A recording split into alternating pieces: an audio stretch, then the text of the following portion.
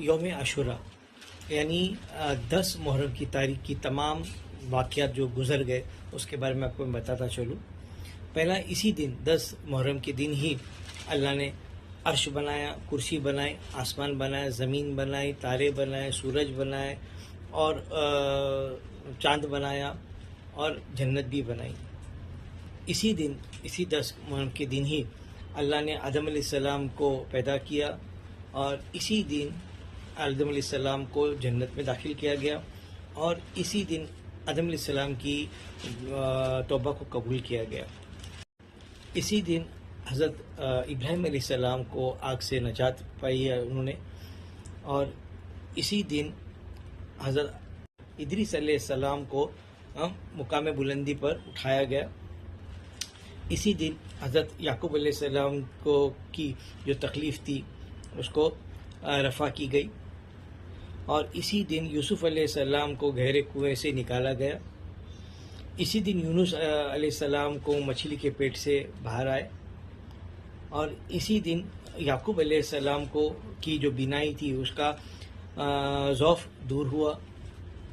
اور اسی دن حضرت سلیمان علیہ السلام کو ملک عظیم عطا کیا گیا، اور اسی دن نوح علیہ السلام کی کشتی جو ہے وہ کنارے پہ آئی، اور اسی دن موسیٰ علیہ السلام کو فرعون سے نجات پائی، کیونکہ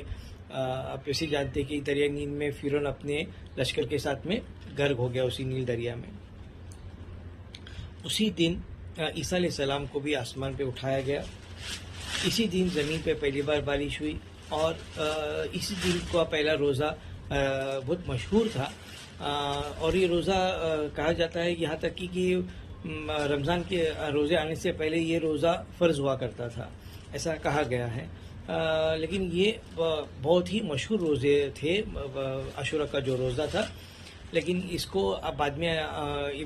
نبی کریم صلی اللہ علیہ وسلم آئے تو اس کے بعد میں انہوں نے بھی یہ ہجرت کرنے سے پہلے انہوں نے بھی یہ روزہ رکھے تھے،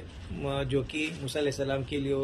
یہودی لوگ رکھتے تھے، تو آپ نے بھی کہا کہ اس سے زیادہ تو ہم لوگ ان کے چاہنے والے، تو ہم لوگ اس کو روزہ رکھیں، تو مشابہت ہو جاتی تھی ان کے یہودوں کے ساتھ میں۔ تو آپ صلی اللہ علیہ وسلم نے فرمایا کہ ایک روزہ مت رکھو، 2 روزہ اس میں ملا لو کا مطلب یا تو آگے پیچھے ملا لو،